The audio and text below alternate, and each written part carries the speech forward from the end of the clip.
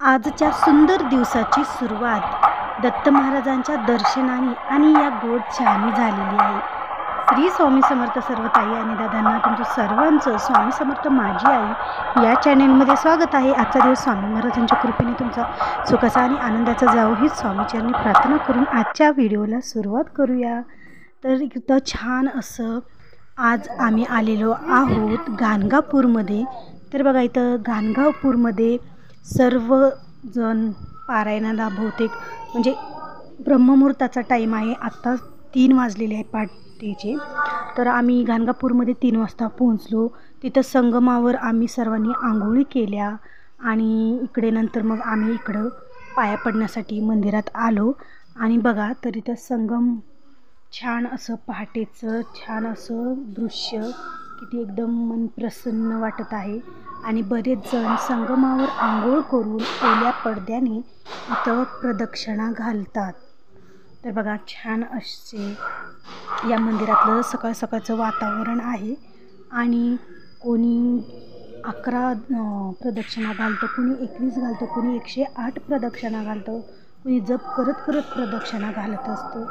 ज्याची त्याची वेगवेगळी इच्छा, ज्याची त्याची वेगवेगळी पद्धत, या पद्धतीने सर्व काही जण इथं प्रदक्षिणा घालतात. त्याचबरोबर आम्हीही इथे बसून गुरुचरित्रमधील 14वा 13वा अध्याय याचं पण पठण केलं. तर सकाळ सकाळच्या ब्रह्ममुहूर्ताच्या टायमिंगवर ही छान अशी आजची सेवा झालेली आहे.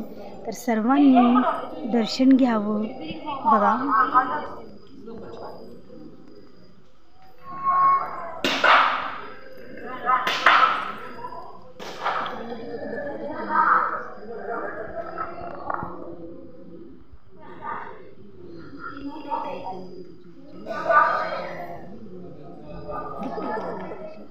खरंच भाग्य थोर की आपण दत्त महाराजांच्या तीर्थक्षेत्रामध्ये येऊन दत्त महाराजांच्या या पवित्र भूमीमध्ये येऊन आपण गुरुचरित्र पारायण केलं किंवा गुरुचरित्रातील 14वा 18वा 13वा अध्यायाचं पठण केलं किंवा जप केला तर खरंच खूप भाग्य मोठं म्हणायचं की या ठिकाणी येऊन आपल्या हातून ही सेवा घडलेली आहे.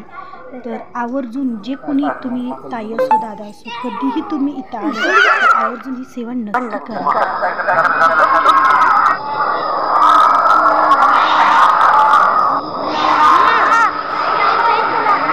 ज्यावेळेस आम्ही इथं श्रीपाद श्री वल्लभ दत्त महाराजांच्या मंदिरात आलो त्यावेळेस इथं पूजा चालू होती, अभिषेक चालू होता. तर तोपर्यंत आम्ही काही वेळ थोडंसं तिथं थोडा वेळ बसलो.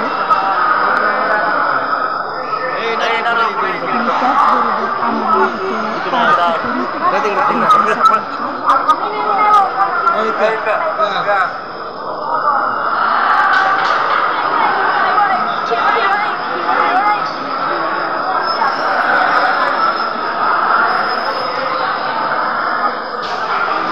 जो काही हा तुम्हाला आवाज येत आहे ओरडायला तर या दत्त महाराजांच्या भूमीमध्ये आल्यानंतर दत्त महाराजांच्या या मंदिरात आल्यानंतर जी काही वाईट शक्ती आहे, जी काही वाईट बाधा आहे, जी काही वाईट भूत प्रेत, जी काही शक्ती वाईट बाहेरील बाधा आहे तर ती सर्व काही या ठिकाणी आल्यानंतर नष्ट होत असते.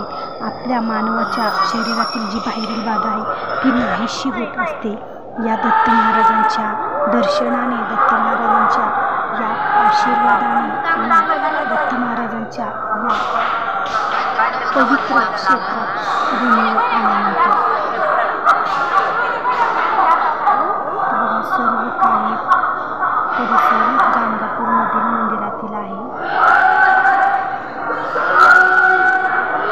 ज्यांच्या कोणाच्या शरीरामध्ये वाईट शक्ती असते, बाहेरील बाधा असते तर त्या व्यक्तींना अशा प्रकारचा त्रास होत असतो.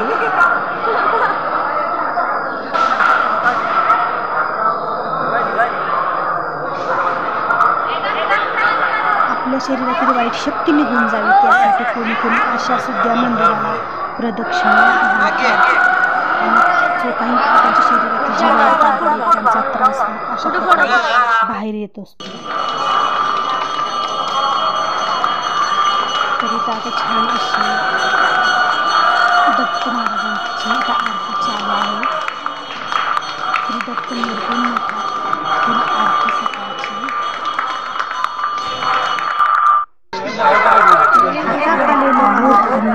अक्कलकोट स्वामी महाराजांच्या दर्शनाला आजच्या दिवसाची खूपच छान सुरुवात झालेली आहे. खूप छान असं स्वामी महाराजांचं दर्शन घ्यायला आम्ही सर्वजण निघालो.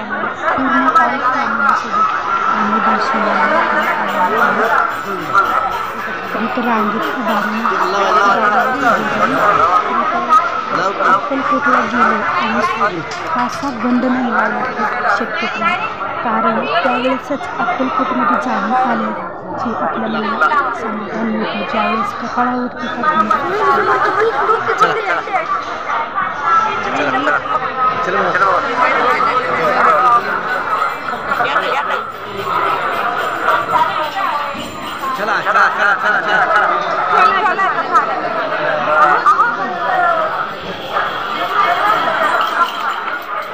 तर चला तर मग तुम्ही पण या आमच्यासोबत स्वामी महाराजांच्या दर्शनाला.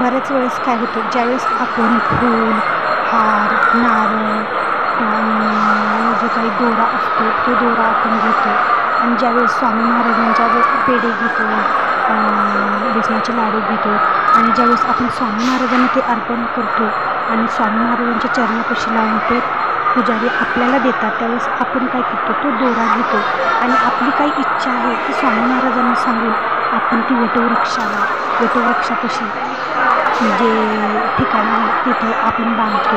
पण हे बांधतात ना तर हे चुकीचं आहे, कारण तो जो आपल्याला लाल कलरचा दोरा दिला जातो तर तो दोरा आपल्या हातात बांधण्यासाठी दिला जातो, तर तो आपण हातातच बांधायचा जेणेकरून स्वामी महाराजांचा आशीर्वाद आपण सोबत राहतो.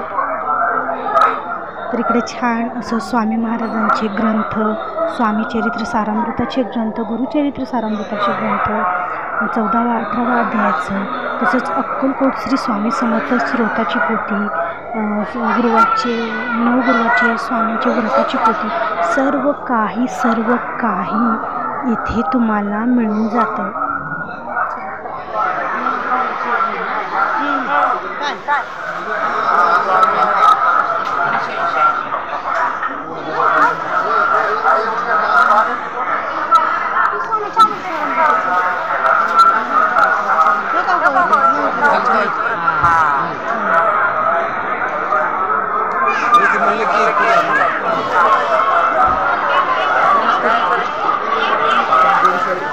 कितीला?